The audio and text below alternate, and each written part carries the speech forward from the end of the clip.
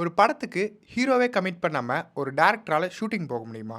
என்னங்க எனக்கு ஒண்ணுமே புரியல. அப்படி ஹீரோவே இல்லாம படத்த எடுக்க ஆரம்பிச்சு, அத தமிழ் சினிமாவுடைய ஒரு மிகப்பெரிய பிளாக் பஸ்டர் ஆகவும், அந்த படம் மூலியமா ஒரு கதாநாயகன அறிமுகப்படுத்தின பெருமை நம்ம இயக்குனர் இமயம் பாரதிராஜா அவர்கள தான் சேரும். 16 வயதினிலே படத்துக்கு முன்னாடி ஸ்டுடியோக்களுக்குள்ளேயே முடங்கி கிடந்த தமிழ் சினிமாவ அச்சு அசலான கிராமத்து மண்ணுக்கு தமிழ் சினிமாவை கொண்டு வந்த பெருமை பாரதிராஜா அவர்களை தான் சேரும்.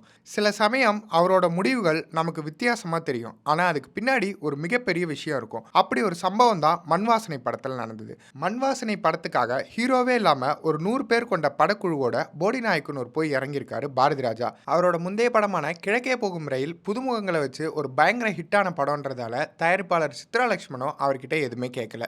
ஒரு நாள் தயாரிப்பாளர் சித்ரா லட்சுமன், இயக்குனர் பாரதிராஜா இவங்கெல்லாம் சேர்ந்து மதுரை மீனாட்சி அம்மன் கோயிலுக்கு போயிருக்காங்க. கோயில் வாசல்ல வளையல் வித்துட்டு இருந்த பாண்டிக்கண்ணு அப்படிங்கிற ஒரு இளைஞரை பாரதிராஜா அவர்கள் பாக்குறாரு. அந்த இளைஞரும் பாரதிராஜா அவர்கள் உட்கார்ந்திருந்த காரையே எட்டி எட்டி பார்த்துட்டு இருந்திருக்காரு. அதை பார்த்த பாரதிராஜா அவர்கள், அவர் தான் நம்ம படத்தோட ஹீரோ, அவர் அப்படியே கார்ல ஏத்திக்கோங்கன்னு சொல்லியிருக்காரு. அப்படி பாரதிராஜா அவர்கள் தங்கியிருந்த அறைக்கு பாண்டிக்கண்ணு அழைச்சிட்டு வந்து அவரை சிரிக்க சொல்லியும் அழைச்ச சொல்லியும் பார்த்திருக்காரு. திடீர்னு என்ன நினைச்சாரோ தெரியல, இவர் தான் நம்ம படத்தோட ஹீரோன்னு சொல்லிட்டாரு. அதை கேட்ட எல்லாருக்கும் பயங்கரமான ஷாக். அந்த ஹீரோ யாருன்றதை நான் நாளைக்கு சொல்கிறேன். உங்களுக்கு தெரிஞ்சா கமெண்ட் பண்ணுங்கள். இந்த பாரதிராஜா வாரத்தில் அவரை பற்றின பல தெரியாத தகவல்களை தெரிஞ்சுக்க சினிமா போகன் சேனலுக்கு சப்ஸ்கிரைப் பண்ணுங்கள்.